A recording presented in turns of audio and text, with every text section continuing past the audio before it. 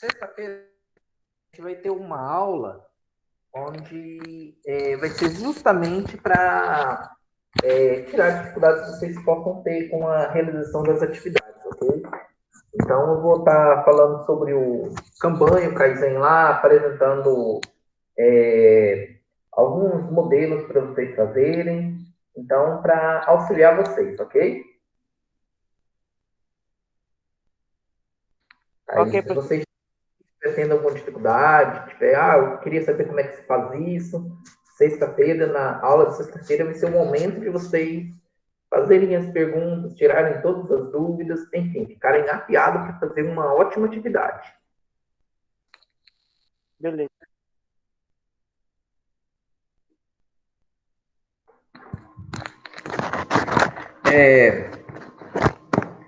Essa aula de hoje é uma aula bem light, é um conteúdo bem mais, eu não diria simples, mas um pouco mais fácil de se entender, ok?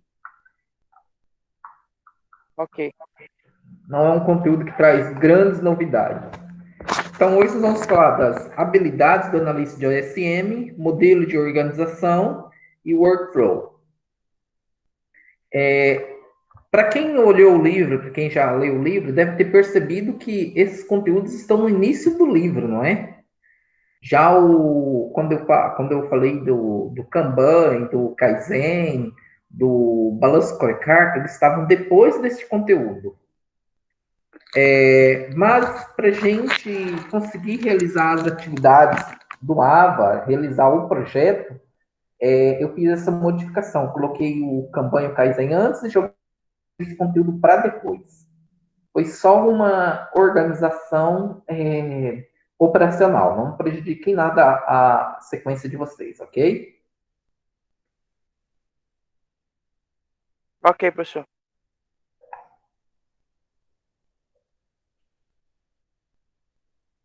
Então vamos lá.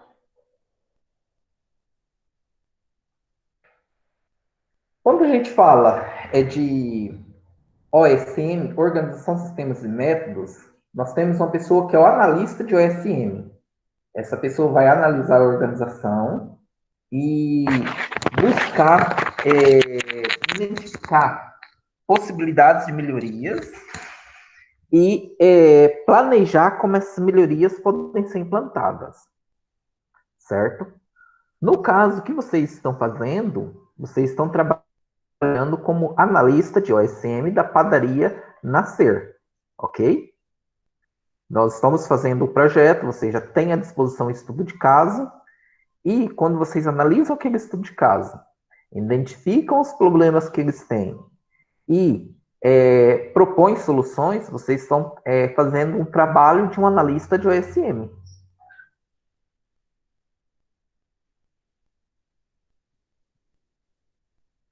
Então, o trabalho do analista de OSM é um trabalho bastante especializado. Não é um trabalho tão simples. Como vocês puderam perceber, vocês têm que conhecer de metodologias, vocês, para realizar simplesmente a tarefa vinculada às nossa aula, vocês tiverem que conhecer Kanban, Kaizen, organograma, fluxogramas, balance scorecard, e para isso, para realizar uma atividade que não tinha uma grande complexidade, uma empresa que não tinha muita complexidade.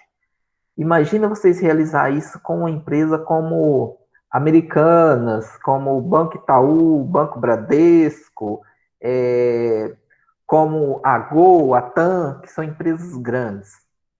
Vocês teriam que analisar muitos sistemas e estar alinhado com as mais novas técnicas de administração. Então, o analista de OSM ele é uma pessoa extremamente especializada. O analista de OSM ele tanto pode ser de dentro da empresa, algumas grandes empresas como bancos, grandes lojas, grandes redes de loja, elas têm um analista de OSM dentro da empresa. Mas ele também pode ser pertencer a uma empresa de consultoria, como no caso estariam dando consultoria à padaria. Então, vocês não estariam sendo funcionários da padaria, vocês apenas estão prestando consultoria. Mesmo as empresas que têm os analistas de OSM,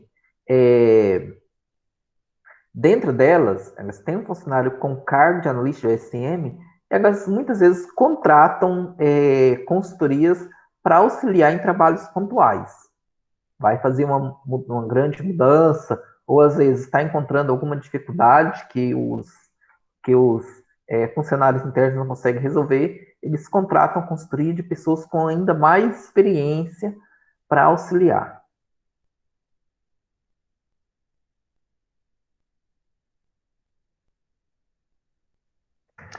Então, quando a gente fala de um analista de SM, ele tem que ser essa pessoa que seja, que tenha muito conhecimento da área, ele também tem que ter uma visão sistêmica, ou seja, conseguir ver toda a empresa. Não é uma pessoa que chega lá e olha apenas o departamento. Na lista de SM, ele sempre vai ter que estar olhando para toda a empresa, para que ele consiga identificar quais são as dificuldades da empresa. Se ele olhar para apenas um departamento, aquele departamento pode ter uma dificuldade, mas quando ele tenta resolver apenas aquela dificuldade, ele acaba colocando um outro departamento em outra dificuldade. Por exemplo, um departamento de compras está tendo a dificuldade de gerenciar as compras, ele sugere alguma redução dos fornecedores, mas justamente a maior quantidade de fornecedores é que dava a opção da área de produção para produzir produtos de maior qualidade. Ou a área de produção precisava de diversos itens que tinham pequenas diferenças entre si. Então, o analista de SM não pode olhar para um só departamento, para uma só área da empresa, para uma só dificuldade da empresa. Ele tem que olhar a empresa como um todo. Então, o analista de SM ele tem que ter as seguintes habilidades. Ele precisa ser um pesquisador. O analista de OSM, ele precisa ser um pesquisador, por quê? Durante o trabalho dele, ele vai estar pesquisando a empresa, buscando identificar quais são as dificuldades para propor soluções. Então, ele vai ter que estar o tempo todo pesquisando o que a empresa faz, quais são as tendências da empresa, pesquisando o que pode suprir, dar resultado na empresa. E até mesmo depois que o analista OSM está implantando, por exemplo, ele está implantando o Kanban em uma empresa, ele precisa estar pesquisando quais são os resultados. Então, está sendo implantado o Kanban, ele está pesquisando quais são os resultados para saber se está atingindo os objetivos. Se não estiver, por que não está atingindo esses objetivos? Ou até mesmo conseguir descobrir novas oportunidades de aplicar um outro sistema, ou até mesmo ampliar esse sistema. Então, ele precisa ser um pesquisador, precisa estar o tempo todo trabalhando com pesquisas. Uma outra característica, ele também precisa ser versátil, ser uma pessoa flexível e sempre possuir uma visão empresarial. Por quê? Os ambientes empresariais, eles mudam muito rápido, e aí ele precisa estar se adaptando a esses ambientes. As empresas também elas têm ambientes diferentes, e a tecnologia, os gostos dos consumidores mudam o tempo todo, ele precisa estar acompanhando essas mudanças.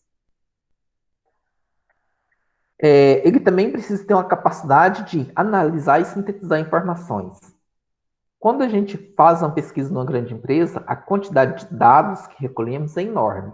E essa quantidade de dados gera uma quantidade de informações também gigante. Ele precisa ser capaz de pegar todas essas informações e sintetizar elas, resumir, para que desse resumo ele consiga ter uma visão geral da empresa, de quais são os problemas, quais são as possibilidades de melhorias, como a empresa trabalha, como ela funciona, para que ele possa sugerir melhorias. Ele também precisa ser criativo. Lembra que no nosso trabalho eu falei, olha, nem tudo que vocês colocarem lá está certo ou errado. Muitas coisas vocês vão fazer diferente, vão sugerir soluções diferentes e elas não estão necessariamente erradas ou certas. Por quê? Pode ser que uma solução, duas soluções diferentes cheguem ao mesmo objetivo, ou uma chegue até um resultado melhor do que outra, mas não que a outra esteja necessariamente errada, ok? Analisar o sistema de empresas e sugerir melhorias não é uma ciência exata. Então, cada analista de OSM pode sugerir soluções diferentes, formas diferentes de implantar essas soluções. Dúvidas até aqui? Não, professor.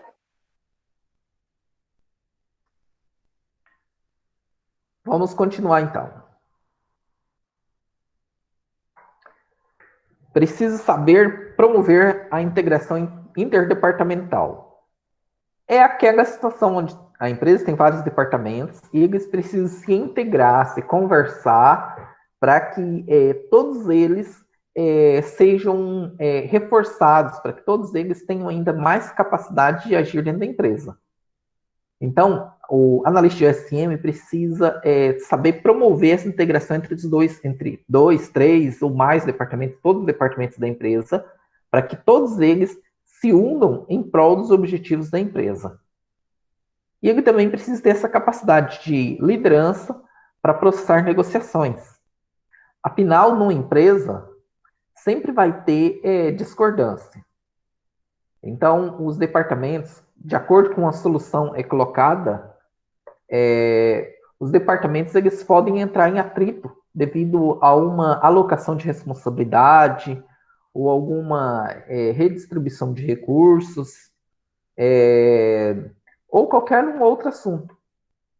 E aí, muitas vezes esses departamentos vão ter que negociar como é que essa divisão de responsabilidade, essa divisão de recursos ou um outro assunto qualquer vai ser resolvido. E aí o analista de OSM precisa saber ter essa capacidade de promover essas negociações, de catalisar essas negociações.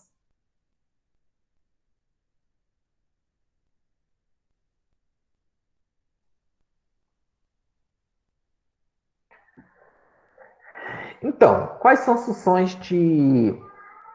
do analista de OSM?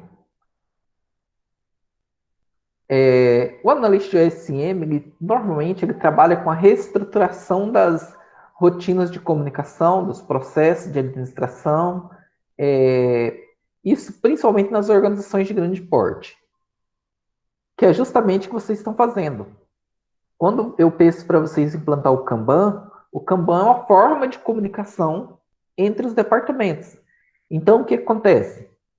Lembra que eu falei que vocês poderiam utilizar o cesto de pão como uma ferramenta Kanban, onde vocês colocariam o cesto esvaziou, a área de vendas levaria esse cesto novamente para a padaria.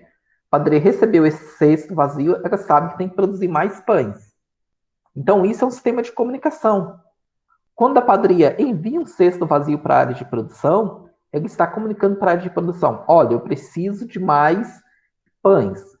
Se ela enviou outro cesto, ela está falando: olha, eu preciso de mais pães urgentemente. Se ela enviou os 3 cestos, se houver somente 3 cestos, ela está falando: olha, eu preciso de pães agora, porque já está faltando pães na área de produção, na área de vendas. Entenderam? Então, quando nós falamos do Kanban, ele é um sistema de comunicação. Quando nós falamos de implantar o Kanban dentro da empresa, nós também estamos falando de modificar um pouco os processos de produção. Porque ao invés de produzir tudo de uma vez, agora nós estamos produzindo pequenos lotes. Então, nós estamos mudando um pouco essa rotina de administração, essa rotina de produção dentro da empresa. Então, nós podemos entender o Kanban tanto como mudança de comunicação, como mudança de processo. Quando nós falamos do Kaizen, nós precisamos mudar muitos processos administrativos. Porque o Kaizen, como é uma melhoria contínua, que depende da integração, da participação de todos os funcionários, então nós precisamos agora trazer um senso de maior responsabilidade para cada funcionário, permitir que todos os funcionários possam realmente contribuir com a melhoria da empresa. E para isso nós temos que mudar até mesmo as rotinas interpessoais entre eles. Como eles vão se comportar, como eles vão receber, um funcionário vai receber uma crítica, um elogio ou uma sugestão de um outro departamento. Então, tudo isso tem que ser trabalhado para que possamos realmente conseguir reestruturar uma empresa.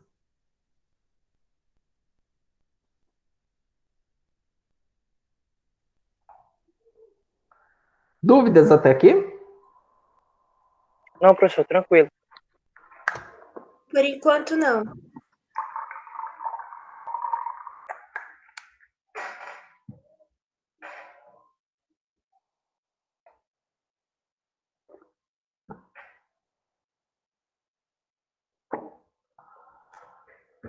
Então, vamos para frente.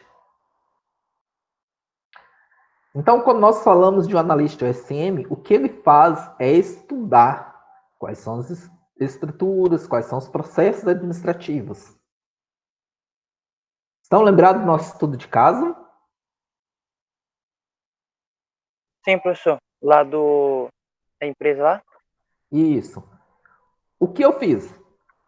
Nós criamos uma empresa fictícia e enviamos para vocês, não foi isso? A partir daquele caso que eu passei para vocês, vocês teriam que estudar ele e propor soluções. Que é justamente isso que o analista de OSM faz. Ele estuda as estruturas e os processos da organização. Lá vai pesquisar, né, professor? Isso. Como nós falamos anteriormente, ele tem que ser um pesquisador. Nesse caso, eu entreguei para vocês já já identificado quais são os problemas, mas se vocês fossem trabalhar na empresa real, vocês não receberiam um papel daquele. Vocês iriam ter que, na empresa, identificar cada um dos problemas, colocar isso no papel, e depois que vocês tivessem colocado no papel, aí é que vocês iriam identificar quais eram as possíveis soluções. Entenderam? Então, o que eu entreguei para vocês, na verdade, já foi uma pesquisa dentro de uma empresa. Como se alguém tivesse feito a pesquisa, estariam pegando o resultado desta pesquisa.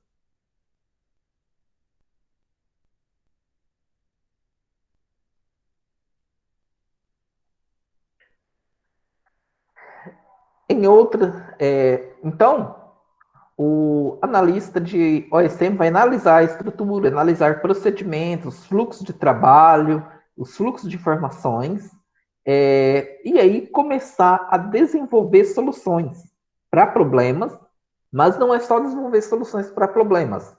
Por quê? Às vezes o analista pode não encontrar um problema dentro da empresa no momento, mas ele identifica potencialidades para melhorar o fluxo da empresa. Então, há alguma coisa que não é um problema na atualidade, mas que pode ser melhorado.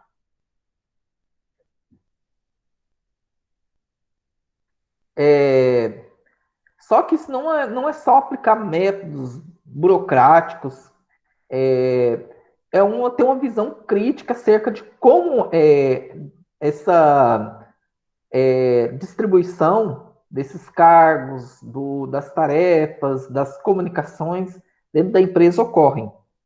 Então, como vocês viram lá, nós estamos até aplicando algumas ferramentas que elas buscam um pouco desburocratizar a empresa. Como, por exemplo, o Kaizen, ele traz um contexto um pouco de desburocratização. Vocês têm lembrado do que é burocracia?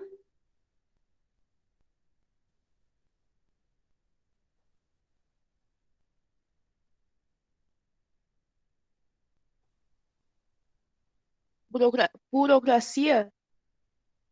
Isso. O que é burocracia? É quando você vai atrás dos seus direitos? Não, né? Não exatamente. Burocracia é um conjunto de normas rígidas que devem ser seguidas. Então, quando eu falo para você, quando nós estamos aqui, olha, quando vocês têm um horário de aula marcado, tem o que vocês vão estudar, isso é um processo burocrático. Nós temos algumas normas do que devem ser feitas. Quantas atividades vocês devem fazer de percurso, quantas avaliações, como vai ser dada a recuperação, tudo isso é um processo burocrático. São normas que devem ser seguidas, certo? E quando nós falamos em desburocratizar, é quando nós flexibilizamos as normas ou até mesmo extinguimos elas. Por exemplo, se houvesse agora, olha, vocês não têm um número de tarefas que vocês vão ter que fazer, mas vocês vão ter que entregar esses resultados. Então, vocês poderiam fazer 1, 2, 3 tarefas, mas teriam que entregar aquele resultado. Isso poderia ser uma flexibilização uma flexibilização. Então, nós estaríamos desburocratizando. Quando nós falamos do Kaizen, nós não temos agora um processo de melhoria burocratizado. Porque não tem regras de como essa melhoria vai ser... não tem regras muito fechadas de como essa melhoria vai ser feita. Burocratizar seria quando vocês colocam uma pessoa, essa pessoa vai analisar, vai definir o que cada um vai fazer, e aí ela define, olha, o pessoal da limpeza vai realizar a limpeza assim, assim, assim.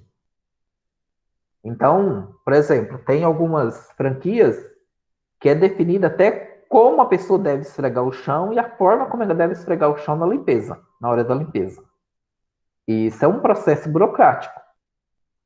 Agora, quando nós falamos do Kaizen, nós não estamos falando assim, olha, você vai realizar a atividade assim. Nós treinamos o funcionário para ele realizar a atividade e ele começa a realizar essa atividade. Mas sempre que ele identificar algum problema, alguma possibilidade de melhoria, ele tem que reportar isso. Então, o funcionário começa a esfregar o chão, mas da forma como ele foi treinado, e aí 1, 2 meses depois ele fica sabendo de um novo processo, que é mais eficiente, mais rápido. Então ele chega, olha, eu conheci esse processo, ele é mais eficiente, é mais rápido, gasta menos produtos. Então agora vamos analisar, peraí, esse processo é realmente viável? Se for viável, a gente pode mudar ele, pode mudar esse processo que já existia. Então o Kaizen ele vem um pouco desburocratizando. Aqui, quando se fala aí que o analista de OSM ele não é apenas um processo de implantar normas burocráticas, porque ele não somente implanta regras, muitas vezes ele também tem que destruir um pouco as regras que existem, desregular um pouco a empresa para que a empresa consiga fluir. Então, é uma análise crítica dos processos da empresa, e não somente um processo de implantar regras, de criar regulamentos. Dúvidas até aqui? Perguntas? Não, professor.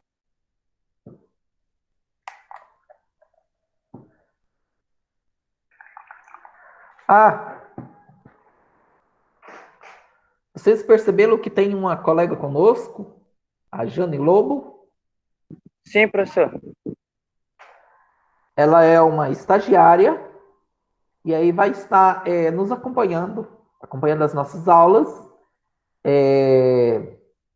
Então, ela vai estar com a gente até o final da disciplina, ok? Ok, professor. Quer falar alguma coisa para a turma, Jane? Não, professor, eu já me apresentei na sexta. Tá ok, então. Mas obrigada. De nada.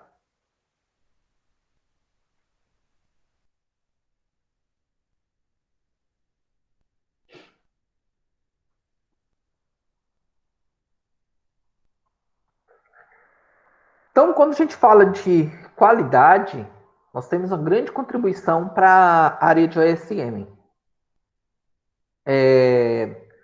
Quando nós olhamos para a área de OSM, no final dos anos 90, começou a ser implantado começou a ter uma implantação maior de OSM na área de engenharia e terraplanagem.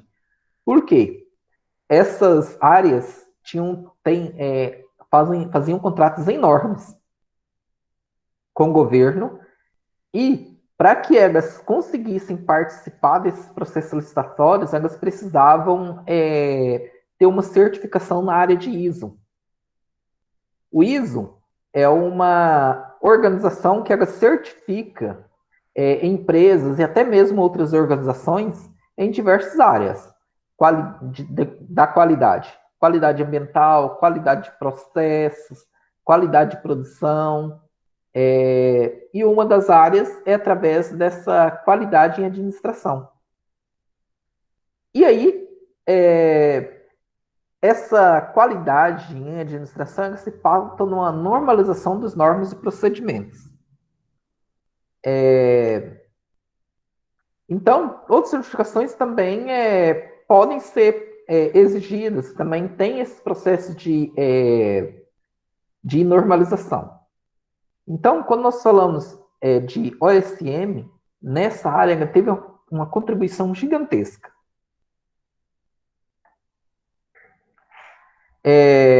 Também aqui no Brasil e no mundo inteiro, tem uma grande quantidade de empresas que elas desejam participar desses prêmios de qualidade. Aqui no Brasil nós temos o Prêmio Nacional de Qualidade, PNQ, que eles também trazem modelos rigorosos de indicadores de excelência. Ou seja, que a organização é bem administrada, que ela é bem regulamentada, que os processos são bem normalizados. Então, para isso, ele requer uma definição, uma boa definição de delegação de competências ao longo dos processos organizacionais.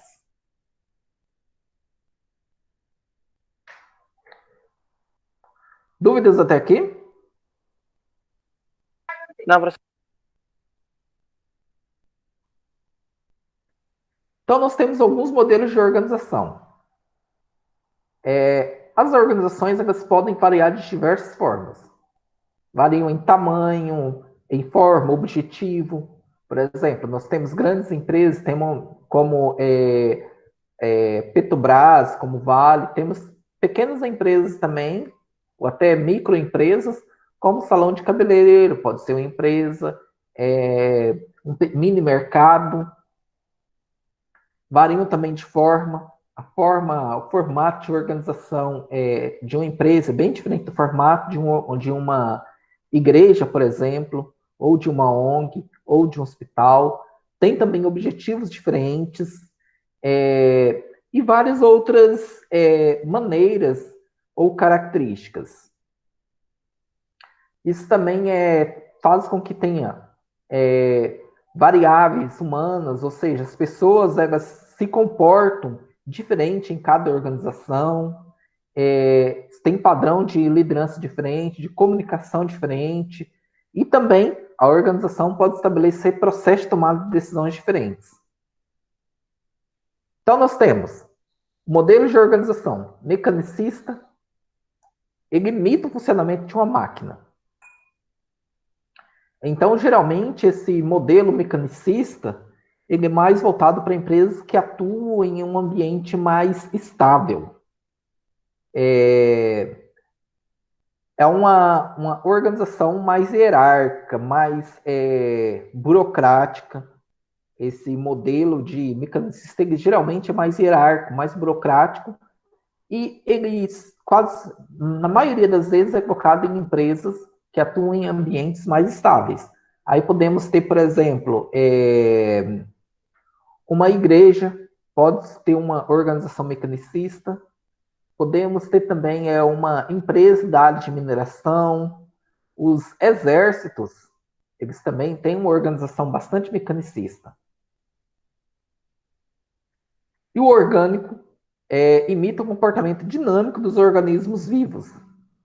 Então, esses modelos orgânicos eles são voltados mais para ambientes onde tem mais mudança. Como, por exemplo, as empresas de tecnologia, elas buscam ter mais características desses modelos orgânicos porque a área de tecnologia sofre mudanças muito rápidas.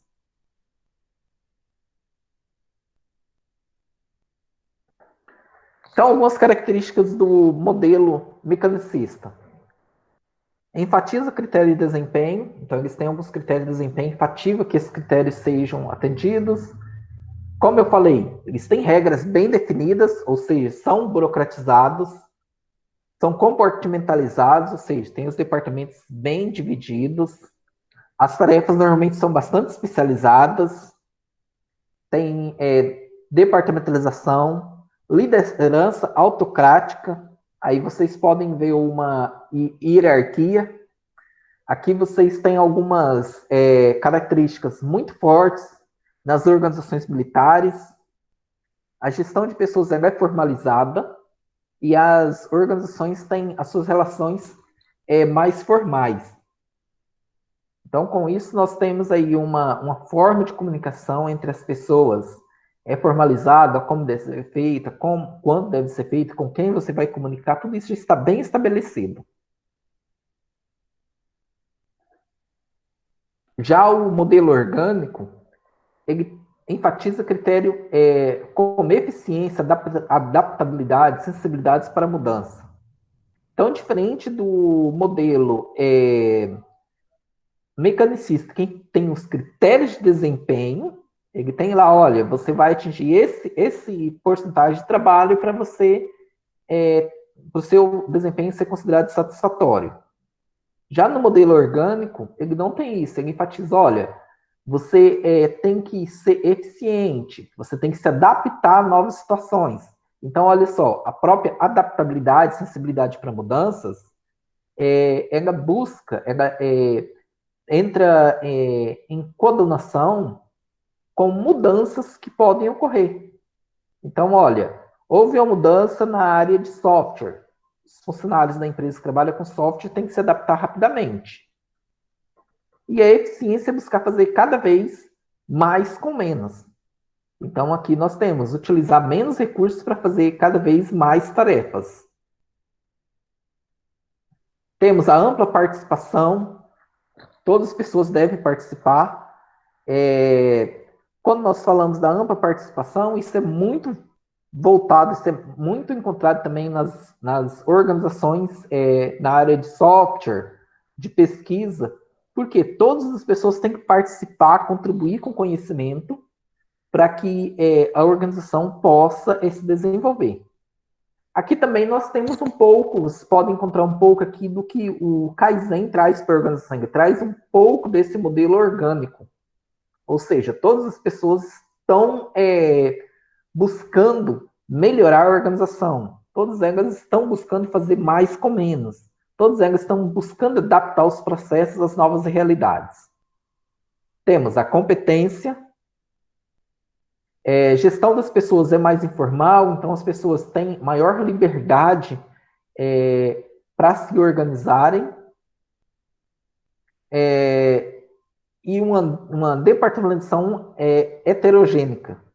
Isso quer dizer que a departamentalização ela não é tão rígida quanto na organização mecanicista.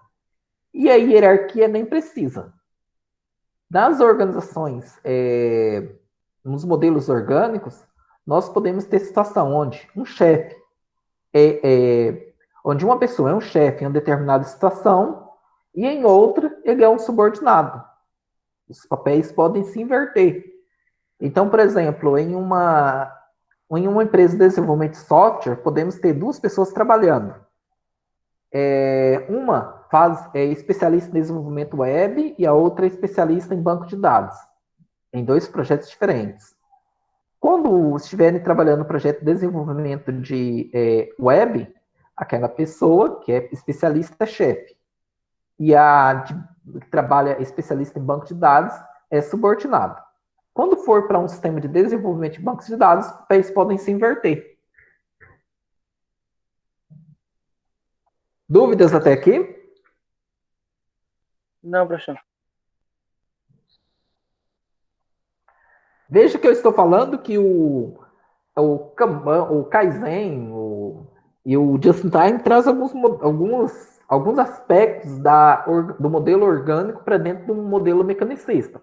Mas, quando nós falamos de modelo orgânico e modelo mecanicista, isso não quer dizer que uma organização utilize totalmente o modelo orgânico ou totalmente o modelo mecanicista. Na verdade, boa parte das organizações elas têm mesclado um pouco do modelo orgânico e um pouco do modelo mecanicista. Ok? Ok.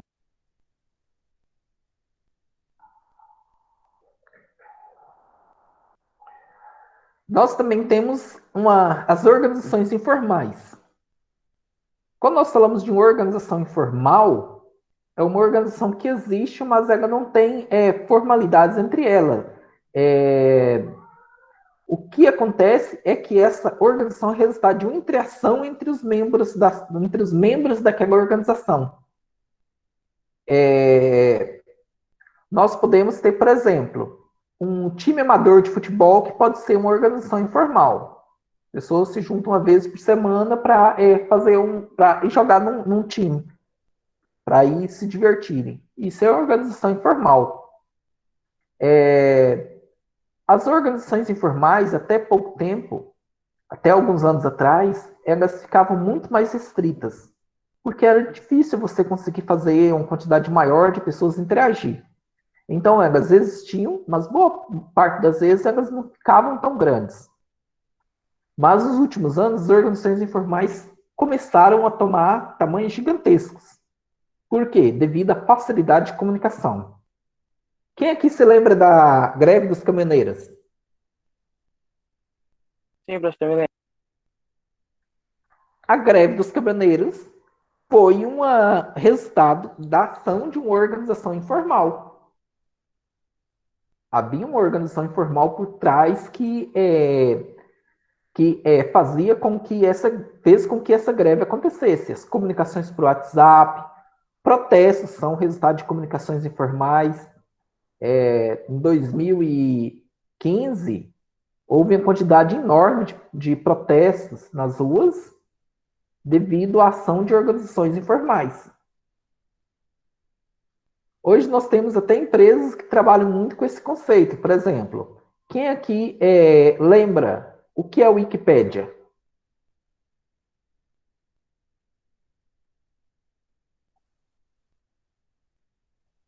Eu já ouvi esse nome, professor, mas não estou lembrado. Ó. Wikipédia do Google, que você vai lá e pesquisa as coisas. Lembram?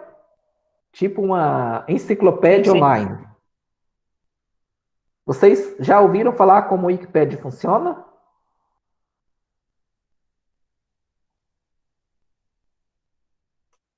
Ninguém tá falando. Não, professor, explica aí, professor. O Wikipédia funciona da seguinte maneira. Eu, por exemplo, posso ir lá no Wikipédia e criar um artigo.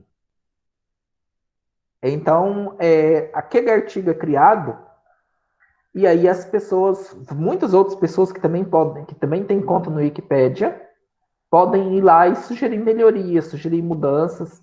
E aí, conforme as pessoas os autores vão lá fazendo essas mudanças, inserindo dados, o Wikipédia vai gerenciando isso para que os dados sejam confiáveis. Como são muitas pessoas que contribuem com a Wikipédia, o que ocorre é que os dados do Wikipédia são muito confiáveis, são tão confiáveis quanto uma enciclopédia organizada por uma organização informal. Mas ele é feito da contribuição de milhões de pessoas que contribuem para lá livremente, contribuem com esses textos livremente. Então, a Wikipédia, ela é uma organização formal, mas a forma de contribuição para ela é feita através de uma organização informal.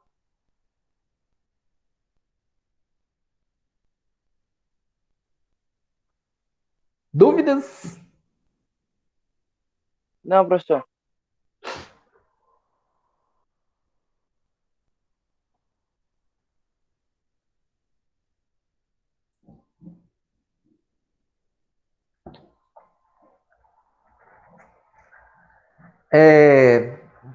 Então, quando a gente fala de organização informal, os líderes podem surgir de por várias causas. Por exemplo, a idade dos participantes, competência, localização de trabalho, conhecimento, personalidade, comunicação. Muitas situações podem fazer com que surjam esses líderes que catalisem a organização informal.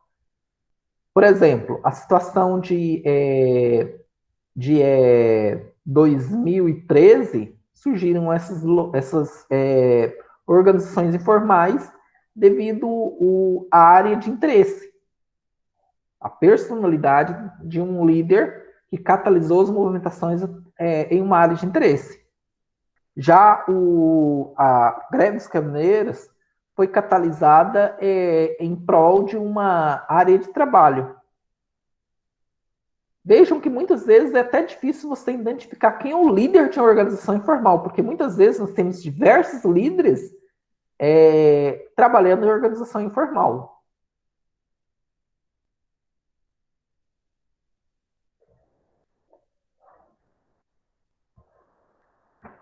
Quando nós falamos de organização informal, nós podemos pensar que elas só existem de forma independente. O fato é que sempre, dentro de uma organização formal, dentro de uma empresa formal, existe também as organizações informais, que é aquela resultante da interação entre os funcionários fora do ambiente de trabalho, ou mesmo dentro do ambiente de trabalho, com comunicações, através de conversas, não relacionadas ao trabalho, ou às vezes até mesmo relacionadas ao trabalho. E aí essa organização formal, ela tanto pode prejudicar, como pode auxiliar a empresa nos cumprimentos dos objetivos. Então, por exemplo, como os funcionários se interagem quando fora do ambiente de trabalho ou quando em assuntos relacionados ao trabalho, mas que não estão utilizando os canais formais. Por exemplo, vocês viram no vídeo que eu coloquei para vocês o Hiroaki falando, olha, se eu vou no banheiro da organização e lá tem uma frase, eu odeio o gerente, é um sinal de que a empresa está tendo dificuldades com a liderança. Essa frase, eu odeio o gerente, normalmente, a maioria das vezes, não é uma exteriorização, não é um único funcionário que pensa dessa forma. Muitas vezes, quando você encontra isso no banheiro, esse funcionário já falou com outras pessoas também, outros funcionários, e vários outros funcionários, ou um grupo de funcionários, tem problema com esse gerente. Esse grupo que tem esse problema, que conversa entre si, falam sobre esse problema, e se reconhece um ao outro como participante desse problema, ele é um tipo de organização informal, que prejudica a organização. Já nós podemos ter outra forma de organização informal que auxilia, quando as pessoas conversam fora dos canais informais, e aí elas buscam auxiliar umas às outras. Por exemplo, em uma empresa podemos ter um grupo de funcionários que eles podem trocar informações entre si sobre soluções que são tomadas em cada situação, sobre melhores formas de fazer um trabalho, e essa troca de informações beneficia a organização, mesmo essa troca de informação sendo feita de forma informal. Dúvidas? Não, professor, tá light.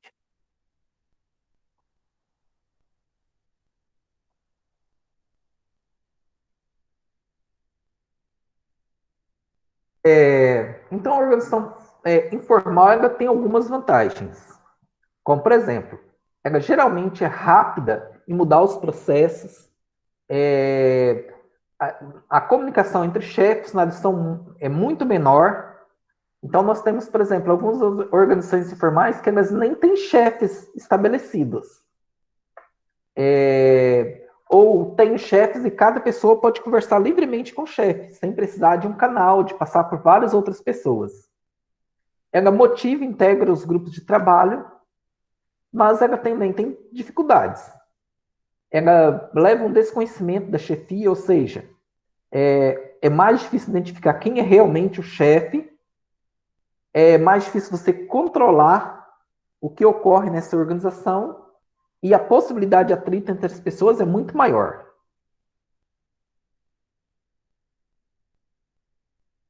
E nós temos a organização formal, que é quem que é mais conhecida, que tem uma estrutura organizacional já estabelecida, que tem um conjunto de regras que normalmente é mais ou menos permanente, que tem uma estrutura com os papéis, as relações dos membros estabelecida.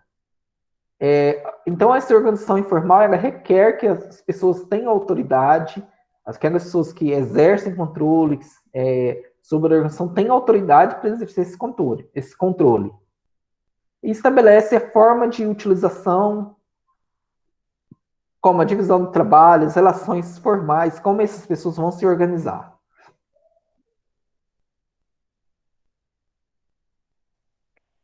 Então, a maioria das empresas adota essa organização formal. É a estrutura deliberada e planejada, formalmente representada com alguns aspectos em organogramas. Os principais fatores da organização formal são focalizar os objetivos estabelecidos na empresa, realizar atividades que podem chegar nesses objetivos, distribuir funções administrativas para cada funcionário, desempenhar, levar em consideração as habilidades e limitações tecnológicas e o tamanho da empresa. Quando nós falamos que a maioria das pessoas adotam formato de organização formal, isso significa que tem algumas organizações que adotam formato de modelo informal de organização. A grande maioria mesmo das empresas que adotam esse modelo informal são micro ou pequenas empresas. Salão de cabeleireiro, uma pequena lanchonete, um pequeno bar ou um pequeno restaurante, onde o número de pessoas é limitado. Quando a empresa começa a ficar maior, ela parte para a organização formal. Por quê? É mais fácil você controlar o que está ocorrendo, as pessoas reduzem os conflitos entre os membros. Então, aí nós precisamos começar a formalizar a organização. Existem, sim, grandes organizações que trabalham com os modelos informais, mas normalmente essas grandes organizações, elas têm um número pequeno de funcionários, como, por exemplo, o WhatsApp, que, apesar de ser uma grande empresa, quando ele foi vendido para o Facebook, ele tinha 16 funcionários. Então, esse tipo de empresa ainda é possível adotar um modelo de organização informal. A empresa começou a crescer, começou a ter muitos funcionários, normalmente ela passa a utilizar o modelo mais formalizado. Quando nós falamos de modelo formal e modelo informal, assim como modelo mecanicista e modelo orgânico, não quer dizer que uma organização é totalmente formal ou é totalmente informal. Nós temos características de formalidade e de informalidade dentro de todas as organizações. Nós temos mesmo até, como eu falei anteriormente, dentro de uma organização formal, outra organização informal. Ok?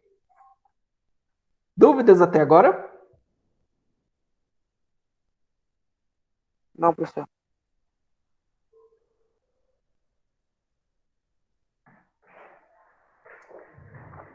Então, os componentes chaves para um sistema para um bom funcionamento dessas formalidades são sistema de responsabilidade, que é constituído pelo departamentalização e especialização, sistema de autoridade, que é a distribuição de poder, sistema de comunicação, que é a interação entre todas as unidades da empresa, e o sistema de decisão, que é o ato de poder entender, de poder definir, de decidir como a ação vai ser tomada. Nós temos também a organização militar. A organização militar, geralmente, ela é altamente mecanicista e formalizada. E é o tipo de organização mais antigo. A disciplina nessas organizações está em primeiro lugar, pois a autoridade vai de uma linha superior até o inferior, incluindo todas as pessoas da organização. Então, a organização militar tem algumas vantagens e algumas desvantagens. As vantagens são unidade de comando. Então, uma pessoa recebe ordens de uma única outra pessoa. E a simplicidade, que é fácil de fazer o esquema. esse modelo de organização, entretanto, ele só pode ser adotado em pequenas e médias empresas, quando elas não têm pessoas que precisam ser altamente especializadas. Se elas tiverem necessidade de pessoas altamente especializadas, elas não conseguem adotar esse sistema de organização militar. E entre os militares, que como fala organização militar, entre os militares esse modelo também é muito adotado. Mas mesmo entre os militares nós podemos ter departamentos ou unidades que adotam um modelo mais informal. Vamos agora entrar no último tópico da aula de hoje, que é workflow. Isso é um fluxo de trabalho. Então, como o trabalho ocorre dentro da organização? Para estabelecer esse fluxo de trabalho, precisa de bastante planejamento, precisa conhecer todas as etapas da produção dentro da empresa. Por quê? Esse processo, esse fluxo de trabalho é como as pessoas vão trabalhar para realizar as atividades. Então, esse planejamento amplia o conhecimento do mercado e dos profissionais que o constituem. Então, dentro de um workflow, nós temos alguns fatores importantes, que é o compartilhamento de informação e compartilhamento técnico adquirido. Então, o workflow ele tem funcionalidades de desenvolvimento técnico em 3 etapas e, posteriormente, qualificação através do conhecimento compartilhado e o material humano dentro desse fluxo de trabalho, qualquer fluxo que seja, ele deve ser analisado. Por quê? É desse fluxo, desse fator humano que vai ser estabelecido esse fluxo. Se o fator humano não for bem estudado, esse fluxo vai ter dificuldades. Então, essas pessoas que vão trabalhar, elas precisam ter consciência, precisam ser incentivados a construir equipes que sejam qualificadas. Se essas equipes não conseguirem trocar informações, não conseguir agir em conjunto em prol do objetivo, a organização vai ter problemas. Então é preciso que essas equipes estejam sempre trocando informações, precisam estar sempre trocando conhecimento e servindo de suporte uma a outra para que o processo de organização seja eficiente. É mais ou menos uma automação de processos. O workflow é uma automação dos processos, através da organização e tecnologia, para transformar os procedimentos de trabalho de uma empresa. Dúvidas? Não, professor. Bom,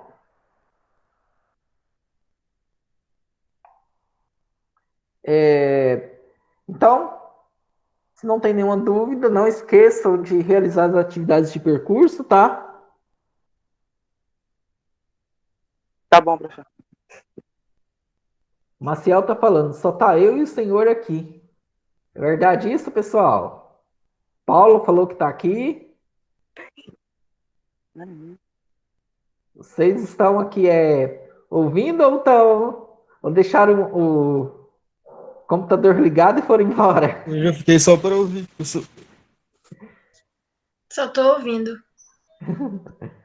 Tá ok. Tem mais gente aqui. Maciel, não estamos sozinhos, hein?